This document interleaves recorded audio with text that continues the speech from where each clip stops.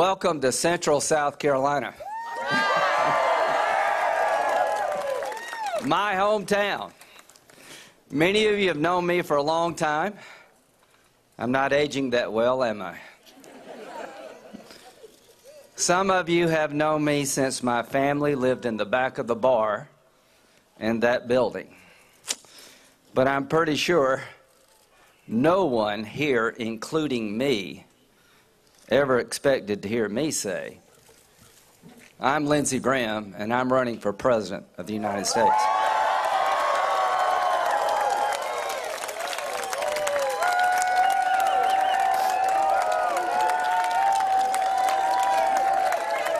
Thank you. I hope, yeah, okay, I'll turn back there. I hope they hear that all over the world, that I'm running for President of the United States. It's because of you that I can make that statement. Everything I am, everything I will be, owe to the kindness and generosity and example of people of Central, Clemson, Seneca, Walhalla, and other small towns throughout South Carolina. Thank you. Thank you for everything.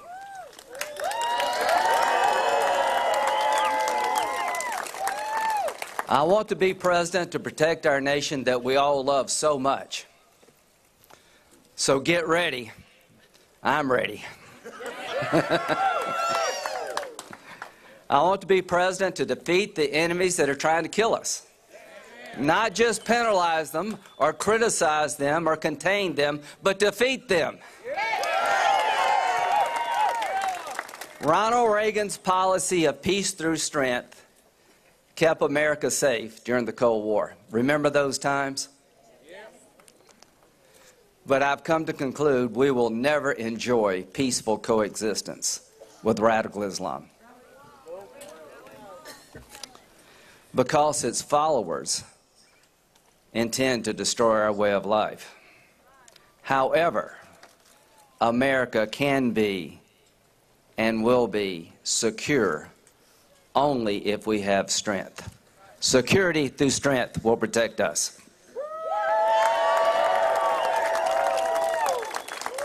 I want to be president to meet our problems head on, honestly and realistically, for the purpose of solving them, not hiding them or taking political advantage of them. I want to be president to make government work for you, not the other way around. I want to make government keeps its promises to you, to support your dreams, to embrace your values, and to reflect your character. I want to be president to help us build a future greater than our amazing past. And I will work with anyone to do it.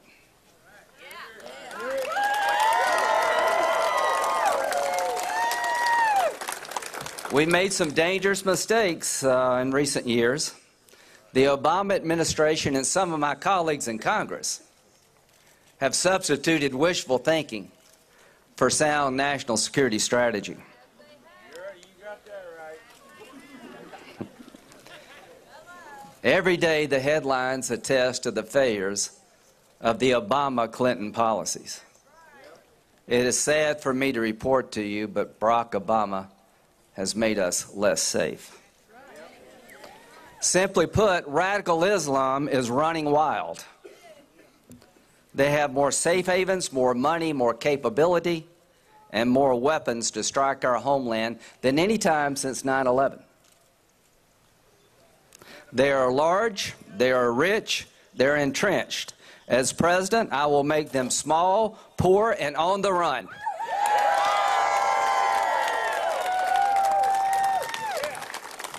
I'm afraid some Americans have grown tired of fighting them. I have some bad news to share with you. The radical Islamists are not tired of fighting you. In partnership with others, we must take the fight to them, building lines of defenses over there so they can't come here. Building up and supporting regional forces to go after their safe havens that could be used to attack our homeland. The world is exploding in terror and violence. But the biggest threat of all is the nuclear ambitions of the radical Islamists who control Iran.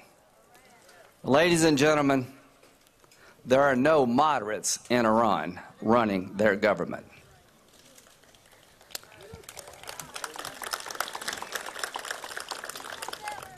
If the United States isn't firm in our intention to deny them such weapons, Iran will trigger a nuclear arms race in the least stable region on earth, making it more likely the people who aspire to genocide will have the most effective means to commit it. Our close ally, Israel, is at risk as a result of Obama's failed leadership. With Israel, we share values, we share democracy, and our friendship is unbreakable. To our friends in Israel, I will never abandon you.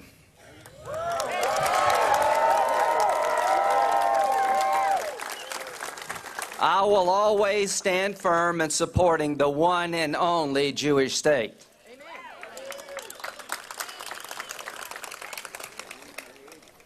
I, too, say never again.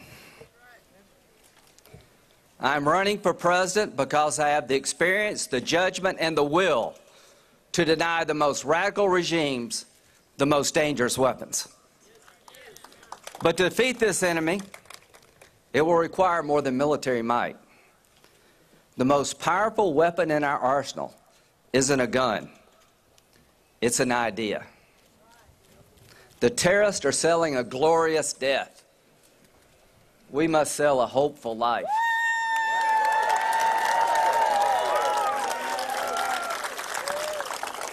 I've learned from my travels that a small schoolhouse in a remote region educating a young girl can do more damage to radical Islam than any weapon we possess. However, radical Islam is not the only threat we face. Elsewhere, old adversaries are seizing opportunities to challenge our interest.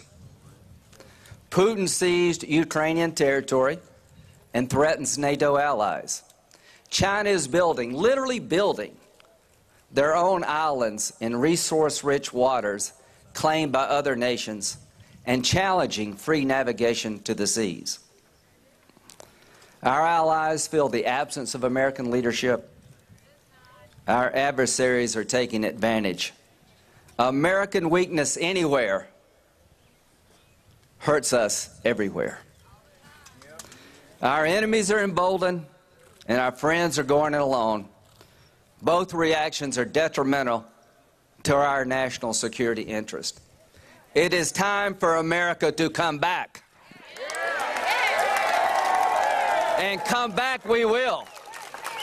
And the way you come back is to make sure that the next president must be an informed and decisive commander-in-chief, ready immediately to deal with the threats I've just described. We've learned over the past 6 years that speeches alone won't make us safe.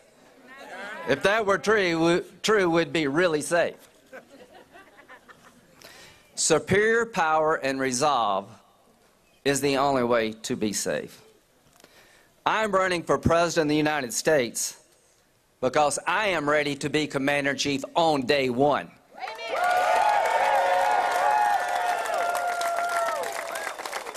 I am ready on day one to defend our nation with sound strategy, a strong military, stable alliances, and a steady determination.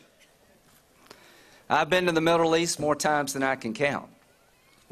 As a United States Senator and a reserve officer in the United States Air Force. To all who have served our country, raise your hand. God bless each and every one of you.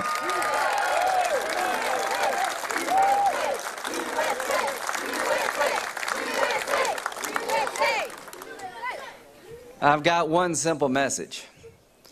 I have more experience with our national security than any other candidate in this race.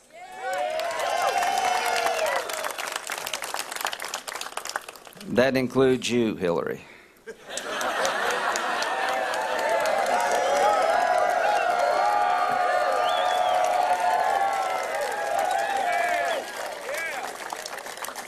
We will have a reset with Russia that sticks. I know the players, I know our friends, and I know our enemies alike. But most importantly, ladies and gentlemen, they know me. I have listened, learned, and prepared myself for the job of Commander-in-Chief. I've served in the Air Force for 33 years.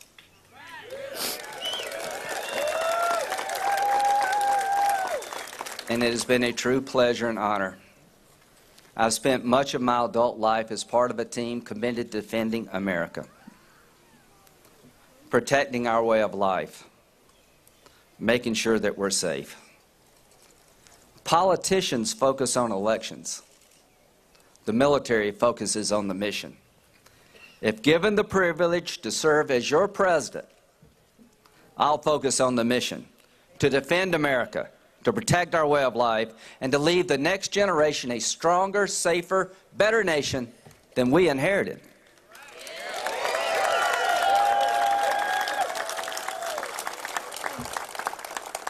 That will not be easy. It never has.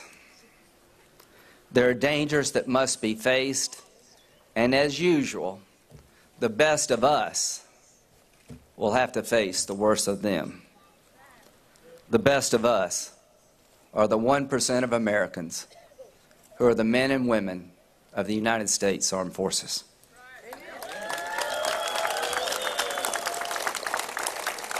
I cannot promise, as Commander-in-Chief, that their dangers that they confront will be less. The risks they run, the sacrifices they make, will be fewer or easier. But I can assure them they will have the leadership to defeat our enemies. I can promise them their sacrifices won't be wasted. And they won't fight with their hands tied behind their backs.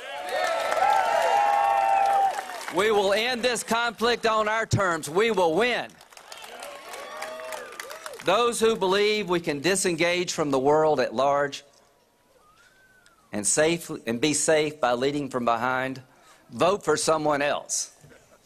I am not your man. Those who believe the best way to defend ourselves is to lead the world, to make history, rather than be overwhelmed by it, I ask for your support.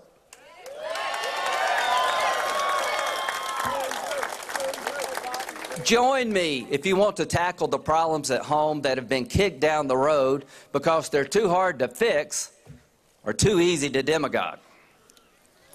Washington's failure to do the hard but right thing has put Social Security and Medicare in serious jeopardy. Anybody on Social Security and Medicare? Anybody want to be on Social Security and Medicare one day?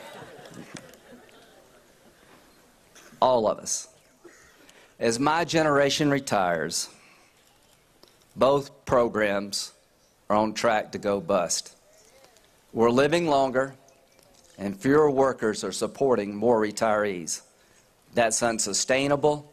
Everybody knows it, but not everybody will admit it.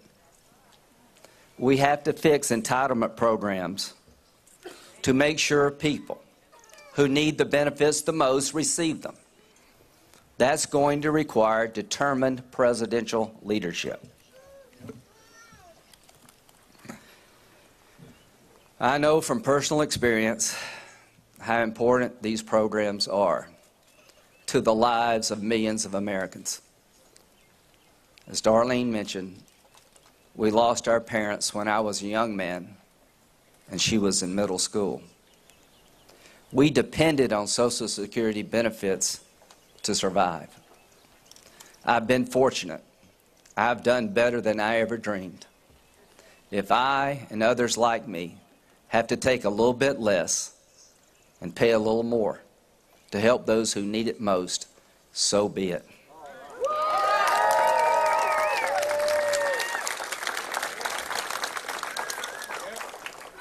And younger people, you may just have to work a little bit longer. As president, I'll gladly do what it takes to save a program that once saved my family.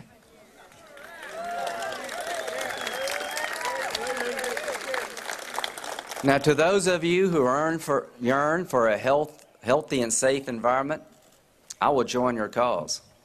To those who seek energy independence, I will be your champion. I am tired of sending hundreds of billions of dollars a year overseas to buy oil from people who hate us. We must have energy independence. And I believe in the process it's possible to produce a safe, clean environment and create new well-paying jobs for Americans of all generations. To my fellow Republicans, I'll be a champion for limited and effective government and a strong national defense. I'll be a voice for social conservative values without apology or animosity.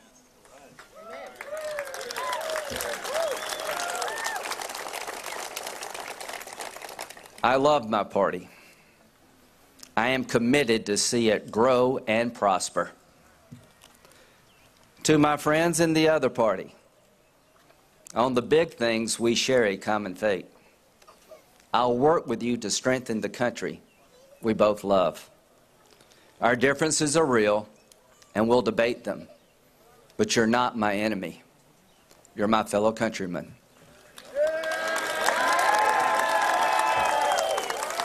My enemies are those who despise our shared values, the enemies of enlightenment, the culture of death that seeks to destroy the dignity of life. We'll fight them together with our partners and we'll win. To Americans who trust neither party, I will seek the political common ground our nation so desperately needs to find.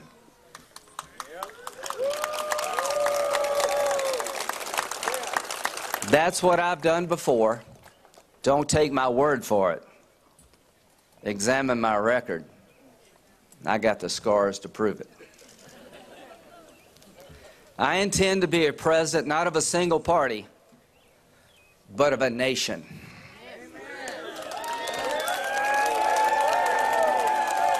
I want to do more than make big government smaller. I want to help make a great nation greater. I've traveled the world and had experiences and opportunities I never dreamed of. I've been lucky so much of my life, but never luckier than in the people and place I come from. Those of you who've known me for a long time know I've had some ups and downs. As a young man, I lost my parents, struggled financially and emotionally, and I would not have made it through those times without you. And the example my parents set for me. There are a lot of so-called self-made people in this world. I am not one of them. My family, my friends, neighbors, and my faith picked me up when I was down, believed in me when I had doubts. You made me the man I am today.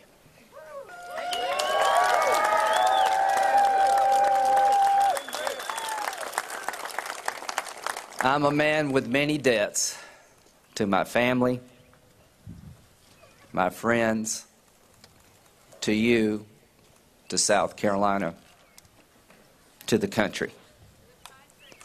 I'm running for president to repay those debts and to fight as hard for you as you fought for me.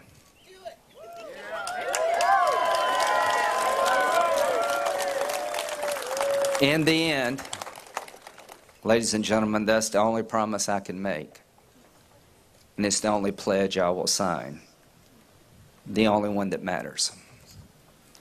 If you make me president, I'll fight each day harder than I fought the day before to keep this country safe, prosperous, and as good as the people who made it great.